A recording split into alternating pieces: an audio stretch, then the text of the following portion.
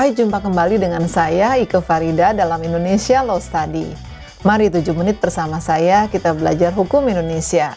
Kali ini kita masih membahas mengenai Undang-Undang Ketenagakerjaan tentang PP nomor 35 tahun 2020 yang mengatur mengenai perjanjian kerja waktu tertentu, mengenai alih daya, mengenai kerja lembur, dan mengenai PHK ya. Ada 4 PP yang dikeluarkan oleh pemerintah pada tahun 2021 awal, yaitu PP nomor 34, 35, 36, dan 37.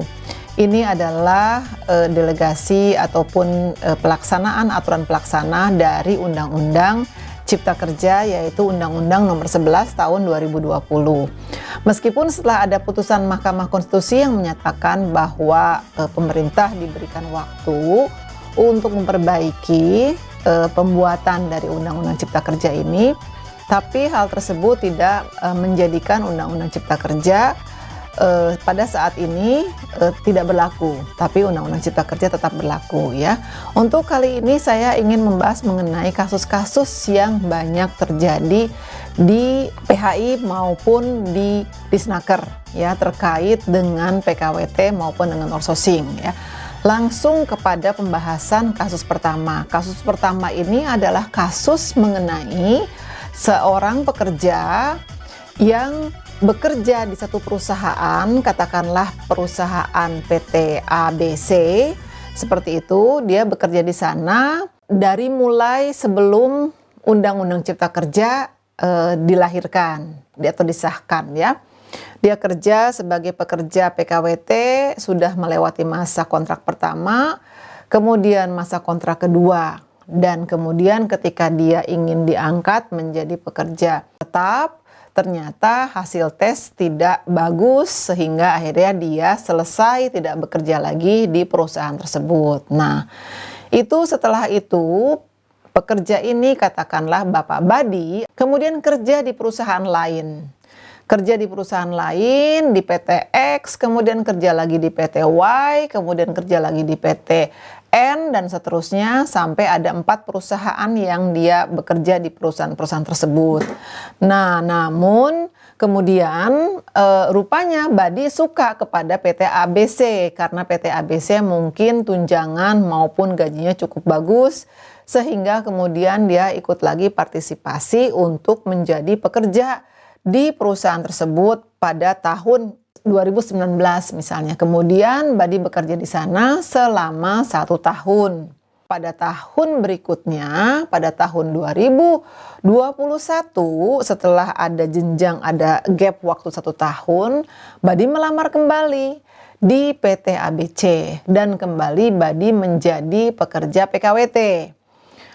Kontrak pertama tidak ada masalah, kontrak kedua tidak ada masalah, dan itu sudah selesai. Jangka waktunya hanya selama 6 bulan. Nah, namun pada kali ini Badi ingin menjadi pekerja PKWTT. Dia sudah lelah mungkin menjadi pekerja PKWT, bukan lelah dalam arti bagaimana, tapi mungkin dia ingin agar tidak perlu lagi bekerja di tempat lain, maka dia melamar dan dia meminta agar perusahaan menjadikannya pekerja PKWTT. Namun sayang, di dalam hasil tes Badi tidak lulus. Jadi jangankan menjadi pekerja PKWTT, pekerja PKWT pun untuk yang kontrak berikutnya ini dia tidak bisa. Nah, namun apa yang terjadi? Badi kemudian menggugat perusahaan tersebut ya, karena kebetulan salah satu pengurus dari Serikat Pekerja adalah kakaknya, maka Badi dan kakaknya menggunakan bendera Serikat Pekerja untuk kemudian bernegosiasi dengan perusahaan. Dan sayangnya perusahaan mengatakan bahwa kita tidak ada masalah asalkan lulus seleksi, dan ternyata setelah dijelaskan dan dibuka secara transparan hasil seleksi itu tidak lulus. Nah, pendek cerita, akhirnya mereka meminta agar dimediasikan setelah dilakukan perundingan bipartit, kemudian maju ke mediasi. Jadi yang dikomplain adalah, yang digugat ataupun yang diperselisihkan adalah yang mana? Yang lucunya adalah yang diperselisihkan adalah perjanjian kerja PKWT pada tahun 2019, jadi bukan tahun yang terakhir. Badi bekerja sebelumnya pada tahun 2017 ya, 2015 sampai 2017 2 tahun, kemudian dari tahun 2017 sampai dengan 2019 Badi tidak bekerja di perusahaan tersebut tapi di perusahaan lain. Masuk kembali 2019 sampai dengan 2019 akhir. Di situ Badi bekerja, kemudian 2020 tidak bekerja di perusahaan tersebut, 2021 bekerja. Nah, yang lucu adalah yang dipermasalahkan bahwa PKWT yang dilakukan oleh Badi pada tahun 2019 itu adalah PKWTT. Kenapa? Karena jenis pekerjaannya, karena saya melakukan pekerjaan lebih dari satu, misalnya seperti itu, dan seterusnya. Kemudian akhirnya hasil mediasi, pendek cerita, mengatakan bahwa Badi sudah selesai masa PKWT-nya, karena perusahaan juga sudah memberikan semua hak Badi, yaitu upah berjalan, hak-hak seperti cuti yang belum diambil misalnya ketika ada hak cuti, kemudian hak-hak yang lain termasuk memberikan vekelaring atau surat rekomendasi, kemudian BPJS juga sudah di stop dan dipindahkan ke perusahaan lain dan berikutnya.